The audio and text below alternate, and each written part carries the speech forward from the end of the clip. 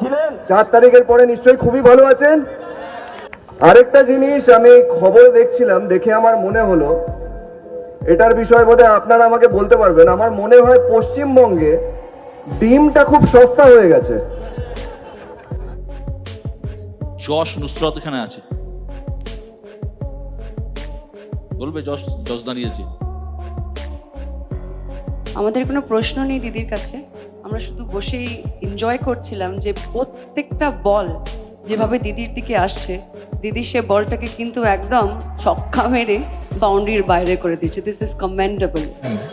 আরেকটা কথা বলতে পারি, হয়তো বয়সটা কম কিন্তু তাও বলছি, যে ভাঙা পায়ে যদি যুদ্ধ জেতা যেত তাহলে মহাভারতের যুদ্ধটা শকুনি জিততো। এবার তৃণমূল থেকে বিজেপিতে যোগ দিয়ে দেব কোয়েলকে চরমভাবে ধুয়ে দিলেন অভিনেতা যশ দাশগুপ্ত। বললেন, পশ্চিমবঙ্গে ডিমের দাম এখন কম। পশ্চিমবঙ্গের রাজনীতিতে দলবদল হওয়া নতুন কিছু নয়, আর এদিক থেকে সবচেয়ে এগিয়ে আছেন অভিনেতা যশ দাশগুপ্ত।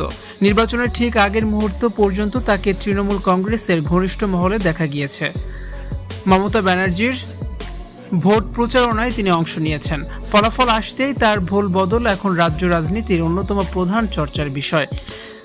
কিছুদিন আগেই তৃণমূল নেত্রী মমতা বন্দ্যোপাধ্যায়ের এক জনসভায় প্রথম সারিতে দেখা গিয়েছিল যশ ও তার স্ত্রী নুসরাত জাহানকে। সেখানে মমতার প্রশংসায় পঞ্চমুখ ছিলেন এই তারকা দম্পতি।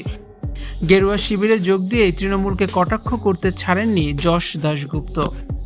অভিনেতা যশ দেব কোয়েল ও অভিষেককে কটাক্ষ করে বলেন, আমি খবরে দেখেছিলাম, আমার মনে হয় পশ্চিমবঙ্গে ডিমটা খুব সস্তা হয়ে গেছে, যার তার গায়ে ছুঁড়ে মারা হচ্ছে।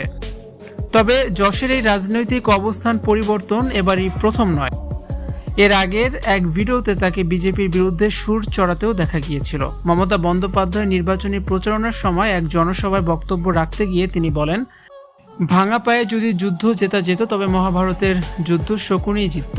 তৎকালীন সময়ে তার এই তির্যক মন্তব্য ছিল সরাসরি বিজেপির বিরুদ্ধে। ভিউয়ার্স, যশ যে এখন তৃণমূল থেকে বিজেপিতে যোগ দিল, এটা নিয়ে আপনাদের কি মন্তব্য? অবশ্যই কমেন্ট সেকশনে জানান। ভিডিওটি শেয়ার করার অনুরোধ রইল।